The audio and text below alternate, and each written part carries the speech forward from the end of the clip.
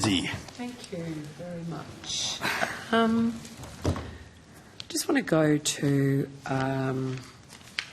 the Qatar decision that we prosecuted in the Select Committee last year.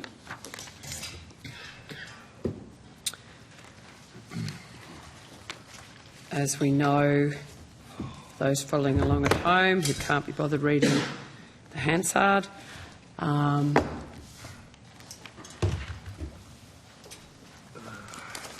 the Department and the Minister were of a mind to approve the Qatar bilateral agreement or conclude that or begin negotiations. The Minister herself told Jane Herdlicker from Virgin that that was the case, and at some point the Minister changed her mind and blocked Qatar's application. The Minister also gave in excess of 10, the government gave in excess of 10 different excuses as to why they chose to protect Qantas's market share and not expand choice to Australia. Well, if you've got questions, you know what? You've been on this for a year without actually a political witch hunt, without actually uncovering anything. Senator Canavan, you have a point of order. Just a point of order. Senator McKenzie was asking a lot of questions. He's only been going for about 30 seconds, and the Minister's obviously uncomfortable with it and trying to interrupt. So just ask Senator McKenzie. I'm sorry, I was responding to an SMS from someone in Perth. But anyway, Senator McKenzie, you have the call. Thank you. Were you halfway through a question? I was trying to ask a question, yes. And I was reiterating what this, many of these... comment? Okay. There was more comment. Still doesn't. You get more time at question time. I was 30 seconds into asking my question. Senator McKenzie, you have the call. Thank you. So the Minister provided in excess of 10 different reasons as to why she changed her mind and blocked Qatar Airways' application. And obviously there are now a lot of questions around the Prime Minister's influence on this decision, given his close personal relationship with Qantas. So, Minister, did the Prime Minister speak to Minister King about the Qatar application prior to making the decision? My understanding, Senator McKenzie, and I think this was borne out through questions that were put at the time, is that the Minister made her decision in the national interest and made the Prime Minister aware of that decision. So you're saying that Minister King, the Prime Minister wasn't aware of her decision until Minister King had signed the brief? I can only base it off the information that we've traversed previously, which was that the Minister made her decision in the national interest and then informed the Prime Minister of that decision prior to it becoming public. And so it's your evidence to this committee that the Prime Minister wasn't aware of Minister King's decision to block Qatar Airways prior to her signing the brief? Well, I don't know about signing the brief, but what I know prior to her making the decision. We'll call it making the decision. That's my understanding. Because that is the effect of making the decision, is the signing of the brief. That's my understanding, and that's been the evidence that I think Minister King has been consistent with. Well, that's the problem. Minister King's been very inconsistent I disagree with the reasons as to why she made the decision she did in the end.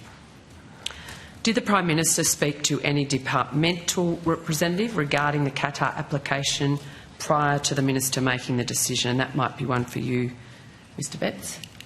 When you say departmental representative, you're presumably talking about people within my department, yes, as opposed to any other. Not that I'm aware of. Not that I'm aware of, Senator. Did anyone from the PMO, the Prime Minister's office, speak to the Minister or a member of the Minister's office regarding the Qatar application prior to the decision being made? I'm not aware of any discussions, Senator. Are you aware of any texts? I'm not aware of any texts. Or communication? I'm not aware, Senator. Mr Betts, are you aware? No, same answer. And Minister, are you aware of anyone in PMO, not the Prime Minister, anyone within the Prime Minister's office speaking to Minister King or someone from Minister King's office regarding the Qatar application prior to her decision being made? I'm not aware. You're not aware. Well, that you were quite confident in your earlier answer that there had been, that the Minister has communicated to the Prime Minister previously, but now you're not aware. So you actually couldn't have been so as in fact. I think they're separate questions, Senator Mackenzie. So, Minister, earlier you said that Minister King made her decision and then let the Prime Minister know what her decision was. That's my understanding. Yep. That's your understanding? And yet, and you're not aware, and you don't want to be more emphatic that there was no connection or conversations between the Prime Minister's office and Minister King's office prior to her making that decision? I don't know. I'm unaware of that. You're unaware. Okay. Given the amount of people that are no longer with us around this topic and when this decision was being made, could I please ask the department to take on notice to look through maybe diaries, maybe recollections, the date, the reason and who may have been involved in a discussion between the PMO and Minister King's office around the decision to block Qatar Airways. We can take that on notice, Senator, but we might not have anything. We're not necessarily privy to the discussions or the diaries of people in the Minister's office.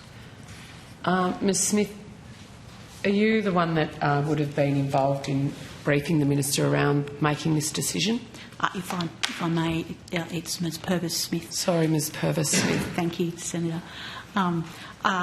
It was I was the relevant Deputy Secretary, as was Mr Wood and Mr Wolfe, as you may recall from the Qatar inquiry last year. But Mr Wood and Mr Wolfe were the leads on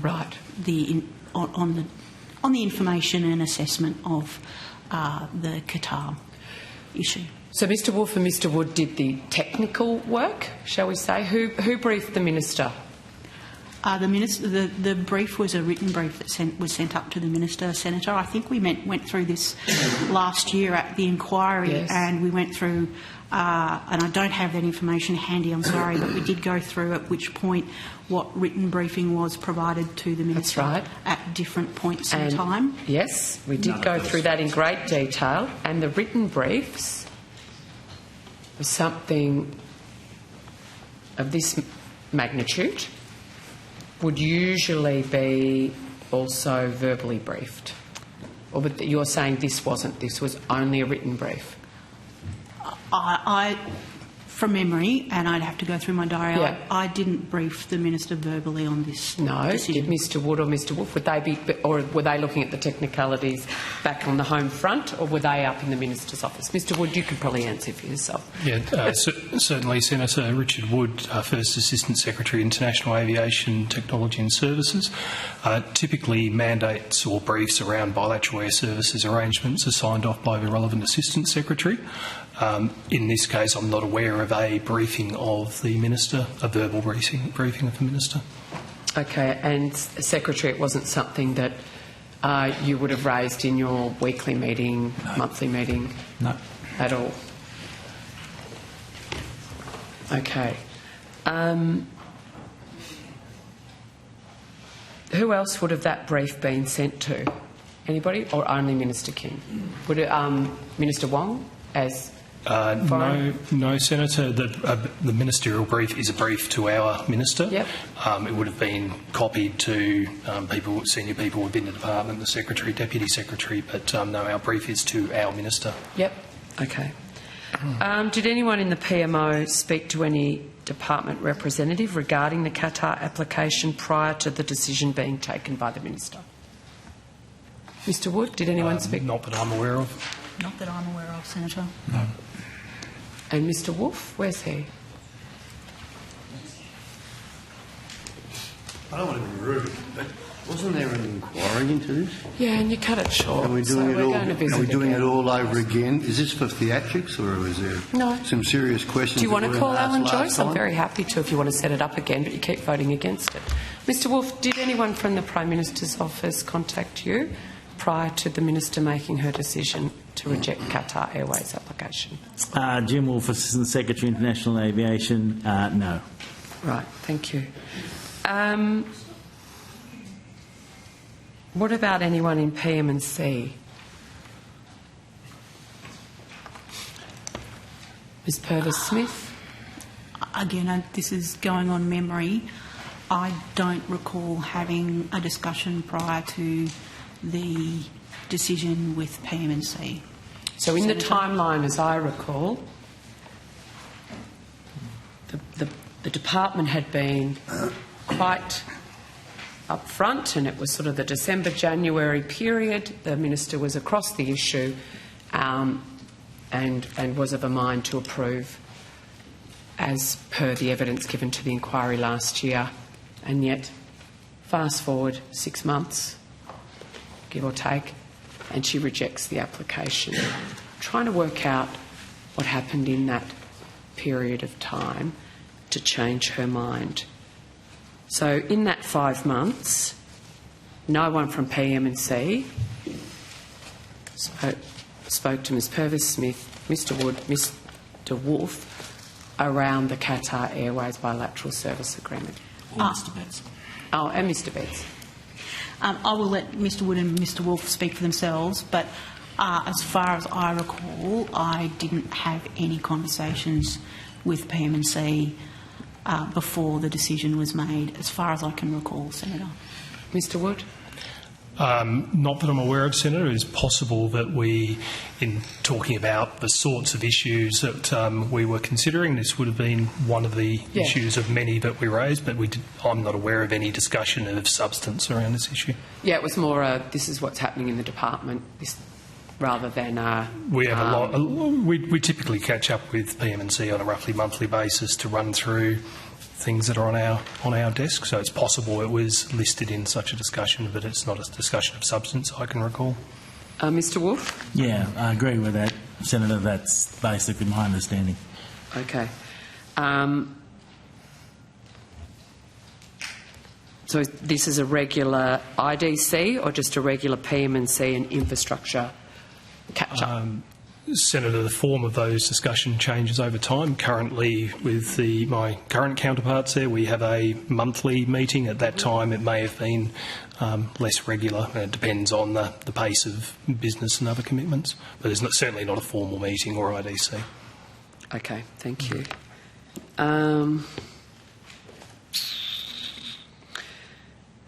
Ms Purvis-Smith, did the department provide any documents, brief or advice to the Prime Minister, the PMO or the Department of Prime Minister and Cabinet prior to the Minister making her decision about Qatar?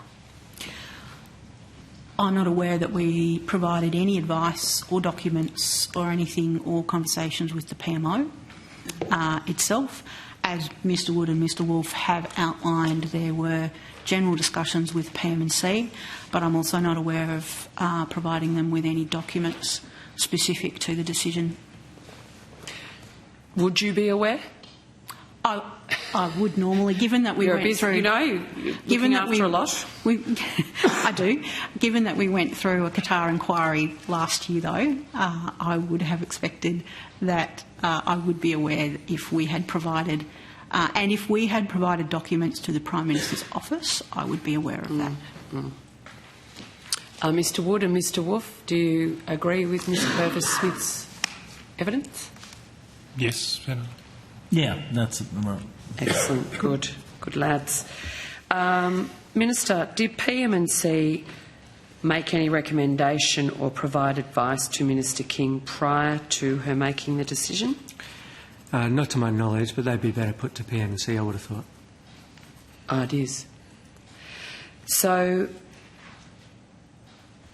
would you like to take that on notice for the Minister? I'd love to. Excellent. Thank you. And Mr Betts, did PM&C make any recommendation or provide advice to the department prior to the Minister making the decision? Not that I'm aware of. And I think you've just had the answer from the people who would work for me and be across the detail on this. Okay, thank you so much.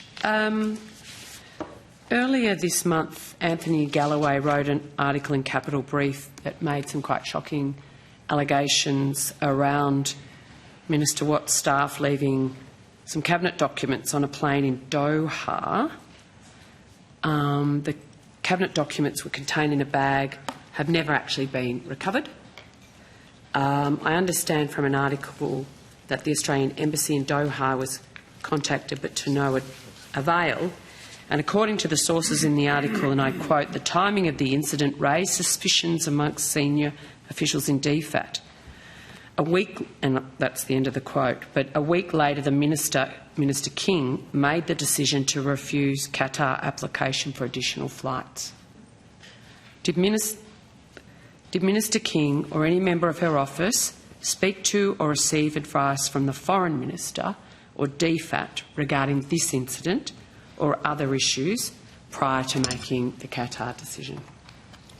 I am not aware of that, of anything, Senator. But I thought our evidence was that there was a communication from Minister Wong's office to Minister King's. I think that's right, but I'm not aware as to whether it raised that specific issue that you've just raised. Or whether it raised the other issue.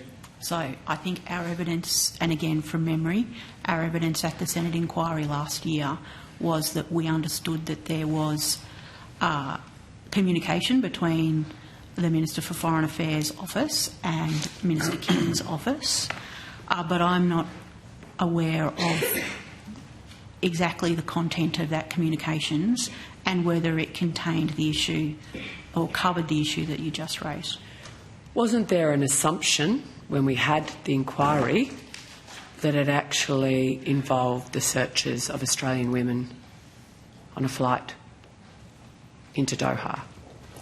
The assumption was that the communication from Minister Wong to Minister King surrounded that incident, not this incident with Minister Watt. Isn't that correct? I think there was an assumption that it was in relation to the Qatar decision and issues around the Qatar decision. And at the time of the Senate inquiry, the issue around the women was being discussed. But I hadn't heard anything, and I don't know whether it raised anything other the issue that you have just raised. Because we've only just learnt of this. And I haven't heard of that.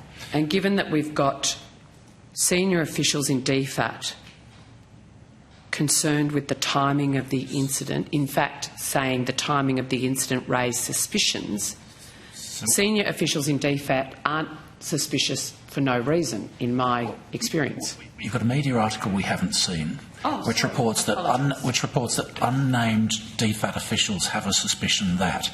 It's pretty tenuous, and I'm not sure there's much we can comment on. It's all right. It's from Anthony Galloway in Capital Brief. I'll pause my questions. We'll get it photocopied, and you can have a copy of the article, and then we can discuss. We have not heard of it, and we wouldn't comment on hearsay anyway. We have not heard of that issue before. No one has raised that issue with me. But we were very quick to assume that the communication between Minister Wong's office and Minister King's prior to the Qatar decision being made, which overturned her original inclination, shall we say, to approve back in January. By June, she's not approving after communication with Minister Wong's office. We assume it was about the women being searched, and now we find that senior DFAT officials were suspicious about this incident in Qatar, about Minister Watt's lost documents. So I'll just leave it there until everyone can have the article in front of them. Thank you, Chair. Right. Are there any other? Senator Tyrrell, did you have some questions here? Outcome 2. Freight Equalisation Scheme for Tasmania. Thank you.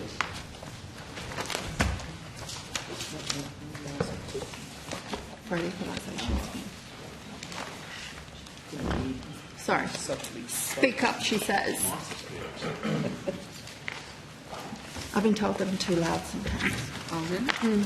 Not true. Come on, who's saying that? People I live with. Senator Tyrrell, you have the Thank call. you so much. Tasmanian businesses have told me that the rebates received to pay for their freight expenses do not equal the difference between shipping by sea and equivalent distance by road. Can you explain how the reimbursement is calculated, please? Certainly. Megan Scott, Assistant Secretary, Maritime and Shipping Branch. There are a number of different methods of calculation related to the distance between either freight to wharf or freight to door that a shipment goes through. It depends also on the size of the commodity and if it's going north or southbound. So it's quite specific to an individual shipper. Thank you. The same Tasmanian businesses have told me that the administration involved in claiming the reimbursements via the TFS costs them more time than what they get in return. Other businesses told me they don't bother with the TFS because of the time it takes to complete the claims. Is there a way that the scheme can be simplified so more Tasmanian businesses can be reimbursed? Because it seems awkward that a scheme that is set to equalise the cost of freight is so onerous that businesses aren't doing it.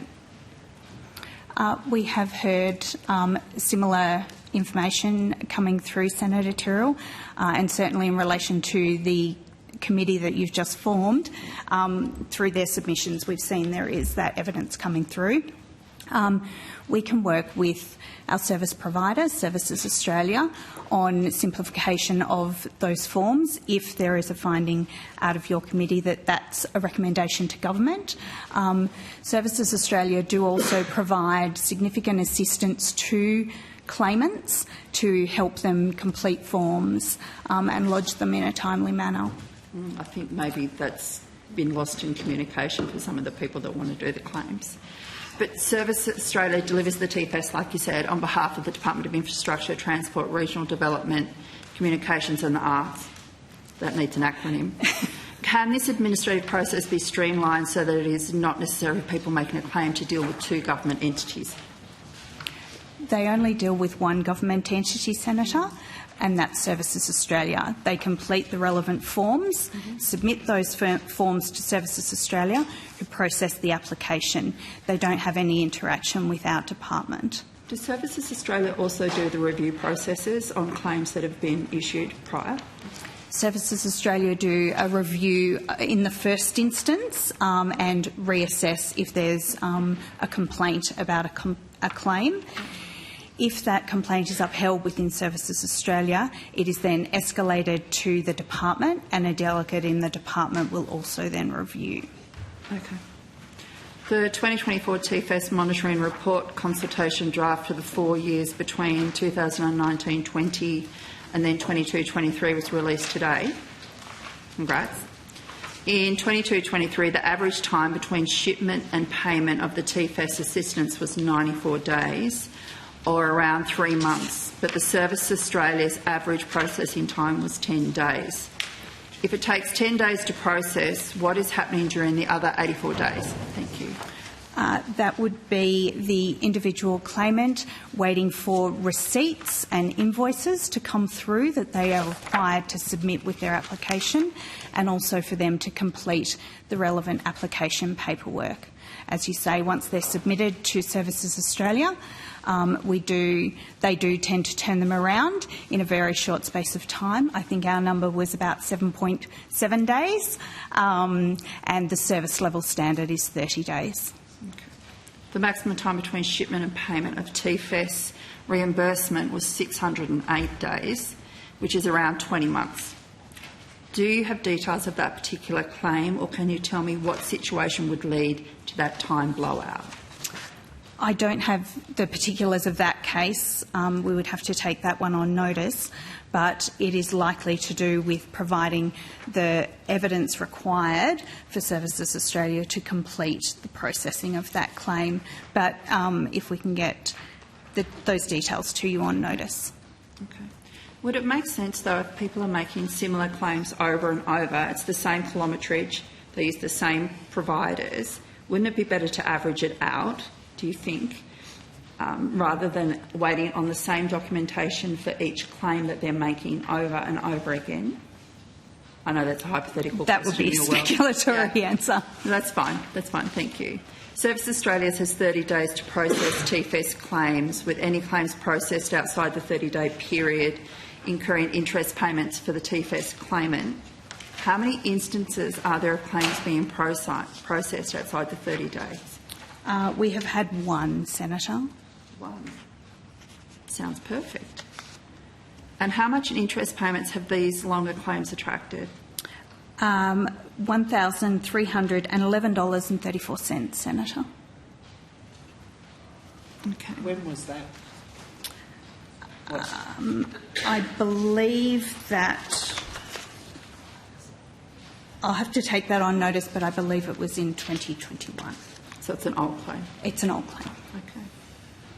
Could you also check if that old claim, if they've actually claimed a TFS after that? Subsequently, we can take that on notice as well. Thank you for the words. Appreciate it.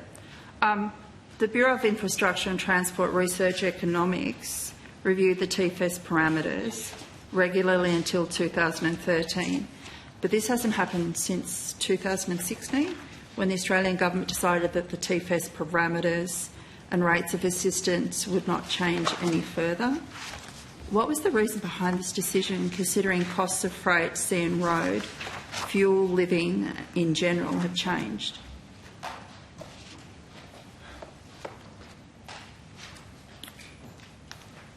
Just one moment, sorry, Senator. That's fine, thank you.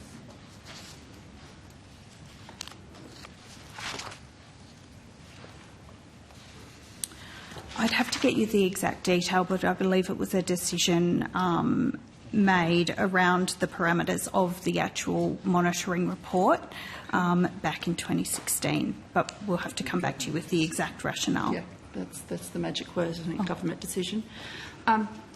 Can I also put a hypothetical out there? We got evidence in the inquiry from a beef producer on King Island, and they presented a spreadsheet of 12 years of transactions.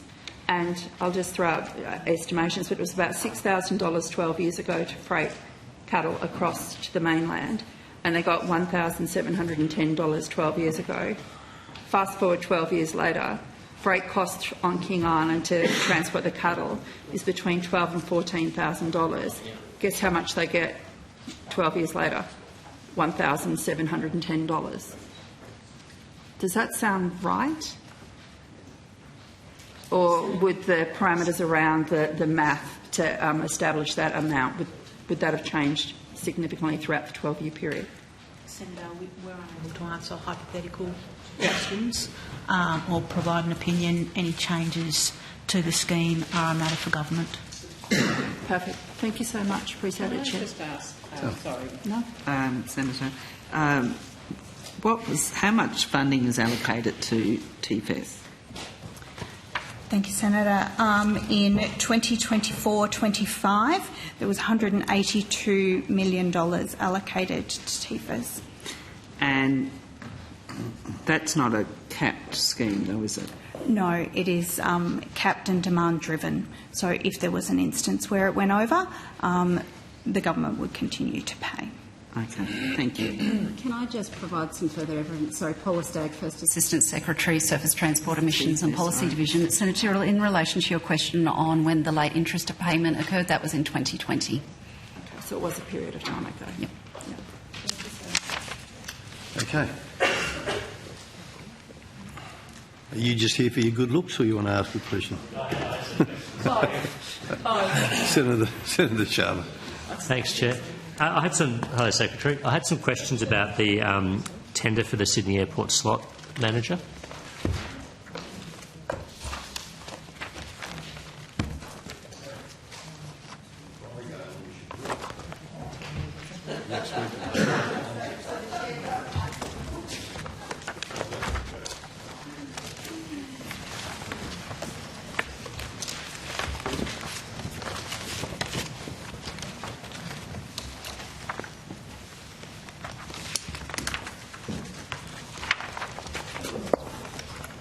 Go ahead. Yes, please. Could I just get an update on the tender for the Sydney Airport slot manager? I understand the request for proposals closed on the 2nd of September, I think. Belinda Sash, Acting Assistant Secretary, Sydney Airport Slots and Consumer Aviation Reforms. Yes, that's correct. The responses closed on the 2nd of September and the department is still doing its assessment of those. How many applications were received? I don't think we can provide you with that information, sorry, as it's still kind of under assessment. Why not? Are you making a public interest immunity claim? I'm not asking for who the applicants were, I'm asking for how many applications were received. Can we take that on notice, Senator? I just wouldn't like to prejudice a process unnecessarily, accidentally, actually. But we'll see if we can get that to you. Usually, while we're in the middle of a process, we don't say. I know you're not asking who, but we also don't usually say how many there may be. So, if you wouldn't mind, I'd like to take that on notice. Take that on notice. And am I correct that no decision has been made yet regarding the successful tenderer? That's correct, Senator. No decision has yet been made. When do you expect to make a decision? As soon as we can. We're going through all of the issues and we'll go through the probity issues as well and make a decision. The delegate will make a decision in due course. Okay, I understand from the tender documents the winning bidder was due to be notified in October. So obviously we're in November, so we're still going through the process. That hasn't happened. I mean, in due course is comforting, but how soon is in due course? Because I don't think I can put an end date, like an actual date on it. We will be moving through making a decision as soon as we can. When does the new new slot manager, when are they due to, or the successful tender, when are they due to commence operations? That's the 1st of April 2025. 1st of April, okay. And I understand there's a transition arrangement in the tender documents. The new slot manager is meant to hand over with the existing slot manager. That will depend on the outcome of the tender. If there is a change in the documents, there is a transition period. And when does that transition period begin? We'll have to take that on notice. I don't have that with me, sorry. I think it says in the tender document it begins in November, so this is why I'm curious to know where this is up to, because obviously if there's a new slot manager, they should be starting the transition now. Has the department provided advice to the minister on who the successful tenderer should be? Are you waiting on a ministerial decision on this? Senator Sarah Natty, Acting First Assistant Secretary of Domestic Aviation Reform. As Ms Purvis-Smith said, we're still going through the process of evaluation of the tenders, and once we've concluded that evaluation, we'll provide information to the Minister for her to make her decision. Okay. Has there been contact with the various tenderers since the application process closed? Is that a normal part of the tender process? We'll have to take that on notice. None of us here are on the assessment panel. Okay, so you can't tell me if there's been any contact with, for instance, the existing slot manager, Airport Coordination Australia, since the application window ended, in regards to this process, not in regards to business as usual? We'll take that on notice, Senator. Okay. And has there been any communication with either of Qantas or Virgin regarding the new slot manager? We'll have to take that on notice, Senator. Okay.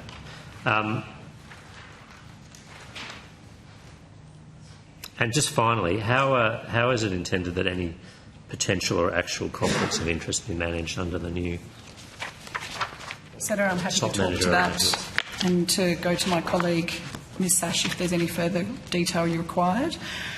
So the request for proposals was published on AusTender, and as a result of that publication, there are 3 references about managing conflicts of interest. The first goes to operational independence and managing conflicts.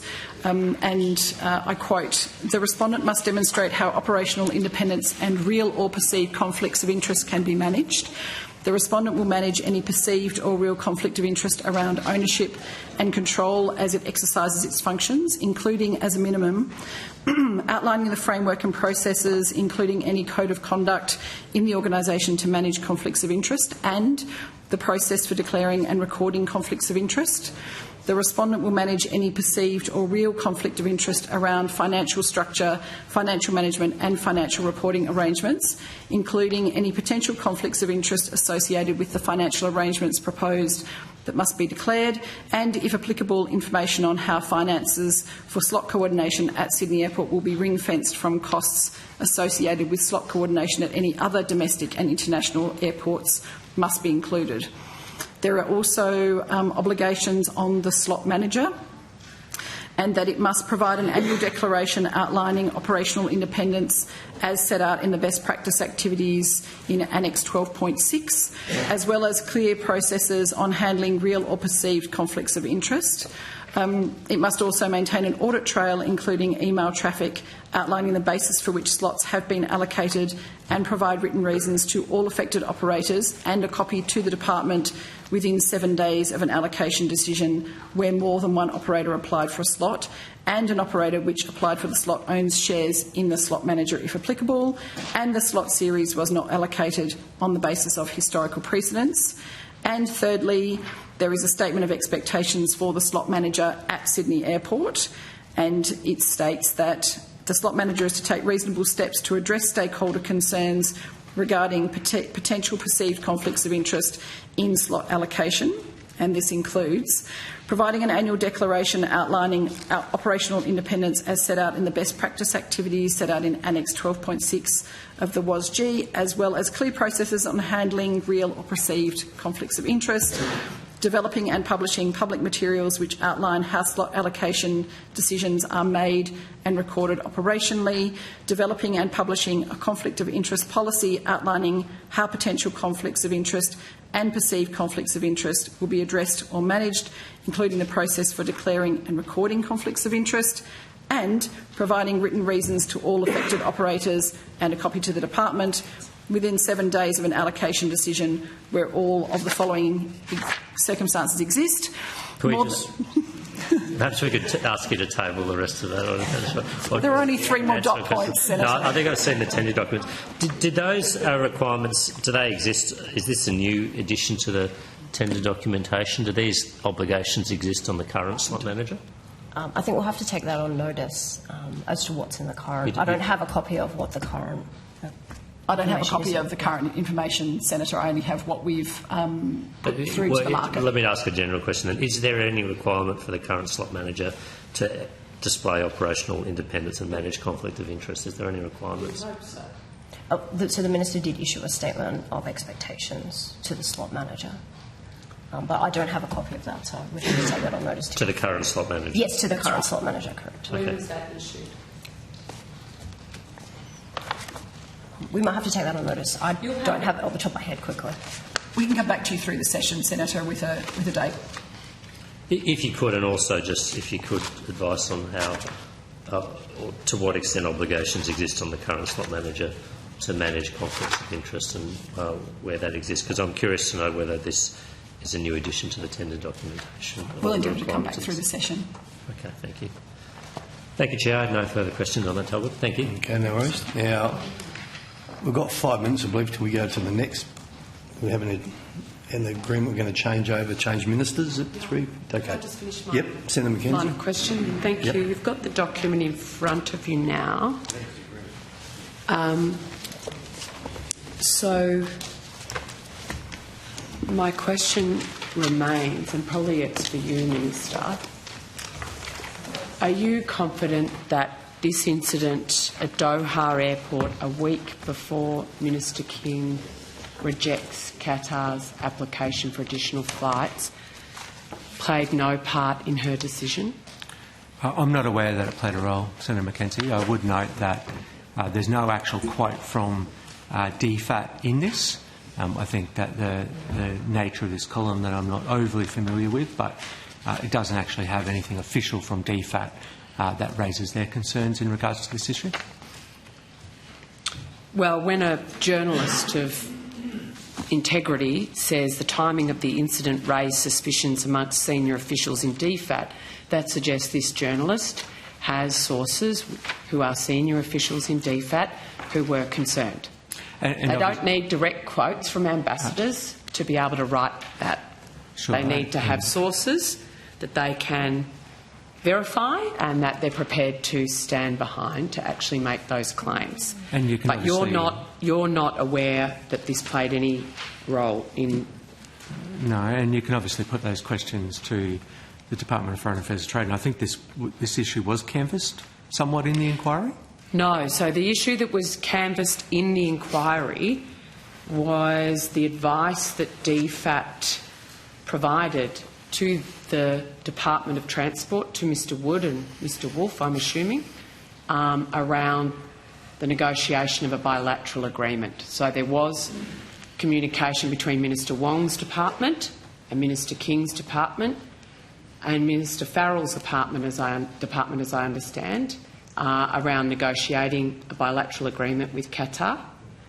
There was also, and please, Ms Purvis-Smith, correct me if I'm wrong, there was in the inquiry an examination of the advice from DFAT around the drafting of a letter from Minister King regarding the strip search of Australians at the Doha airport. Is that correct, Ms Purvis? Have I given Minister Chisholm a quick shop cook's tour? Drawing on my memory, I think that is, in general, accurate, based on my memory, given it was last year. But Mr are Wood? any of my colleagues able to... Yeah, that's correct. Yeah. Thank you. Thank you. Mr Wood and Mr Wolf, given you're probably more... Were you two the ones actually involved in the discussions with DFAT at that time? I don't believe I was. I'm not sure. Mr Wolf? Yeah, to be honest, I don't think there were a lot of discussions with DFAT, apart from that specific They're seeking the about, advice on that specific issue. Yeah. There was nothing around the issue for Minister Watt or concerns that DFAT officials had around an incident at Doha Airport. No, Senator. I understand a senior DFAT official gave evidence at the inquiry last year. I think we've got two incidents, and that's the issue, and this one's only just come to light. Okay, but as the Minister has indicated, DFAT would be the right people to ask about it's not even an unattributed quote, it's an unattributed sentiment in a second-hand report. So. Well, a lot of people could say that about Joe Aston's allegations too. So, yeah, and yet here we are. All right, thank you, Chair.